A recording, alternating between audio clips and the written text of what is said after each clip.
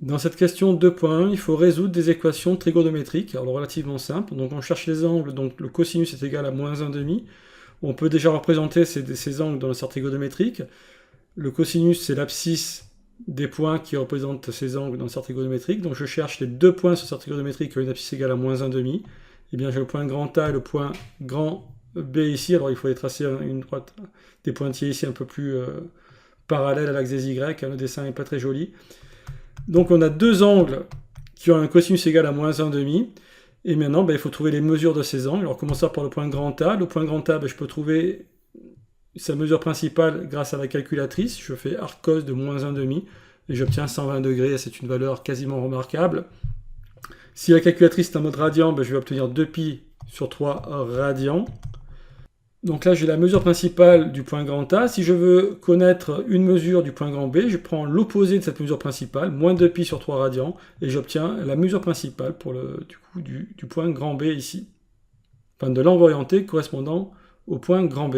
Alors évidemment, à chaque fois que j'ai une mesure d'un angle, je peux ajouter autant de fois 2pi, donc je fais k fois 2pi, 2pi étant un tour de cercle, petit k est un nombre entier, donc 1, 2, 3, 4, ou moins 1, moins 2, moins 3, moins 4, ainsi de suite.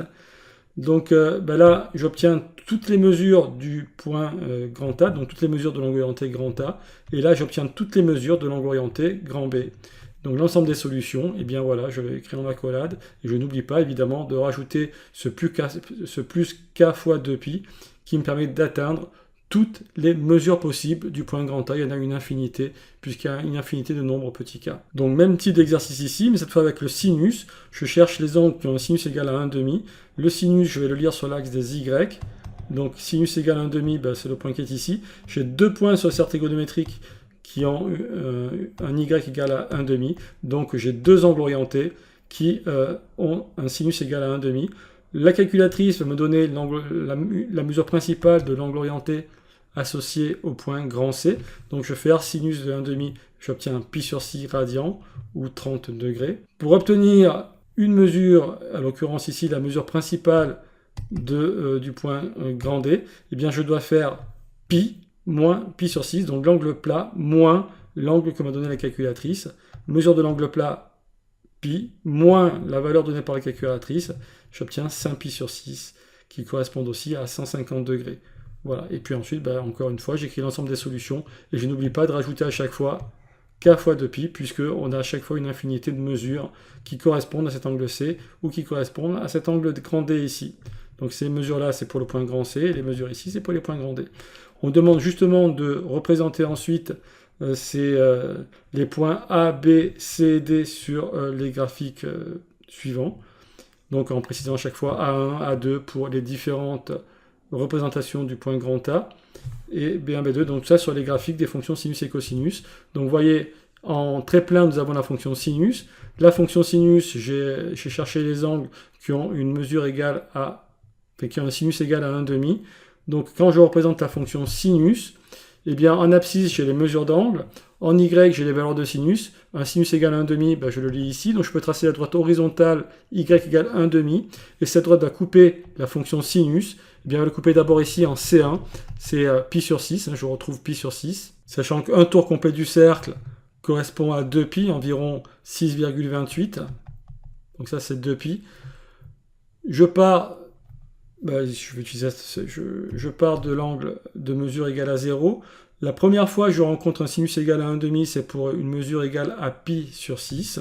Et puis la deuxième fois, ce sera pour le 5pi sur 6. C'est bien ce que j'observe sur le graphique. Le point grand D ici, si je prends son abscisse, c'est 5pi sur 6. Et puis ensuite, j'ajoute 2pi à pi sur 6. J'obtiens 13pi sur 6, le deuxième point grand C. Je reviens une deuxième fois sur ce point grand C en ayant fait déjà un tour de cercle. Et de même, je vais après aboutir une deuxième fois au point grand D, après avoir fait un tour de cercle. Et puis si je fais un troisième tour de... Donc je termine mon deuxième tour de cercle ici. Et puis je recommence mon tour de cercle. Et à 2pi plus pi sur 6, je retrouve encore le point grand C sur le cercle trigonométrique.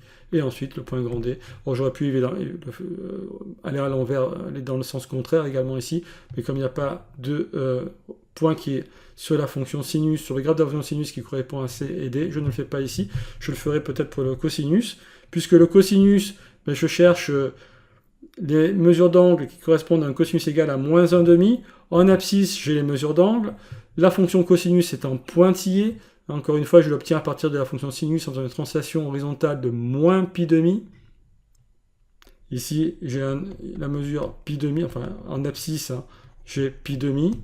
Et le point ici, ça correspond à un sinus égal à pi demi. Donc le sinus égal à pi demi, c'est 1.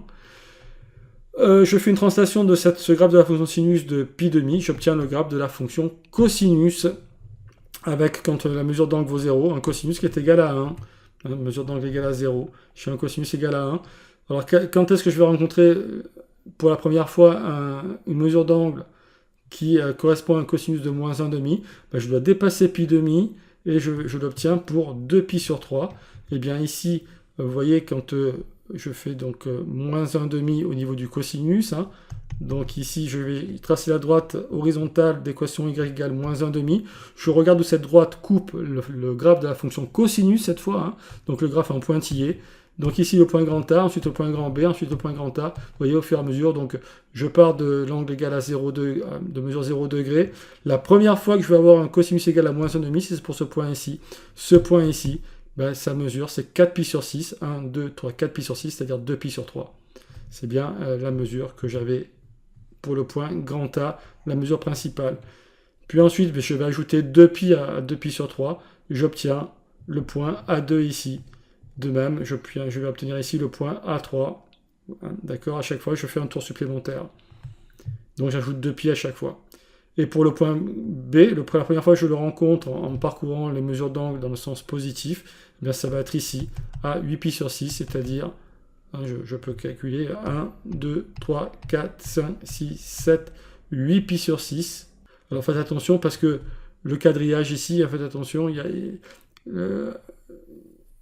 c'est pas en pi sur 6, hein, donc j'ai 1,5 ici, donc pi sur 6 c'est pas tout à fait égal à 1,5, c'est un peu plus. Donc pi sur 3 c'est pareil, c'est un peu plus que 1, c'est 1,05. Donc c'est pour ça que je ne tombe pas je tombe sur une valeur qui est ici, qui correspond à 8 pi sur 6, effectivement.